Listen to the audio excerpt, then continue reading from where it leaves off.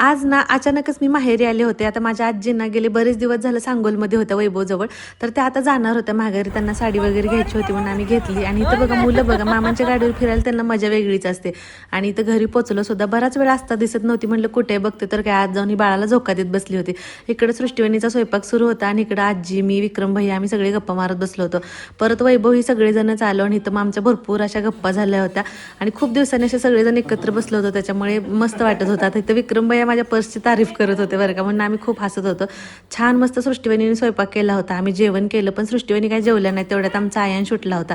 इथं आमच्या असताना ना बाळासोबत किती खेळू आणि किती नाही झालं होतं. आणि माझंही काहीसं तसंच झालं होतं. सुरुवातीला मी बाळाला घेतलं तेव्हा बाळ रडत होतं आणि आता अगदी शांत झालं होतं, म्हणून त्याला घेऊन मी थोडा वेळ खेळतच बसले इथं.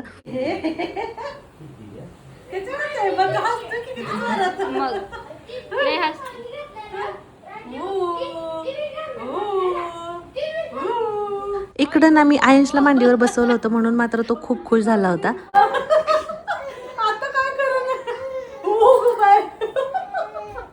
इकडं भाऊ बसले होते आणि असताना इकडे बघा बाळाला खेळवत होते आणि तेच बघत भाऊ बसले होते. माझी निघायची वेळ झाली होती म्हणून आजीनं नमस्कार करून घेतला. आणि आजी ना माझं ना आजीचं ना एक स्पेशल बॉन्ड आहे बघा, अगदी मैत्रिणीसारखंच असतं. आणि मग आजीला पण थोडी मिठी मारली. मग सृष्टीवहिनी पण लगेच आलं. मग इथं थोडी आमची हसी मजाक झाली. वैभव तोपर्यंत माझी पर्स घेऊन उभाच होता. भाऊंना लगेच नमस्कार केला आणि म्हटलं निघूया, आता बराच वेळ झाला होता, 8 वाजत आले होते.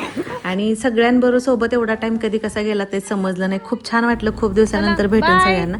Bye bye. राहायची तर खूप इच्छा होती पण राहायला काय भेटलं नाही. म्हणलं परत जाऊन निवांत कधीतरी. चला मग व्हिडिओला तर सबस्क्राईब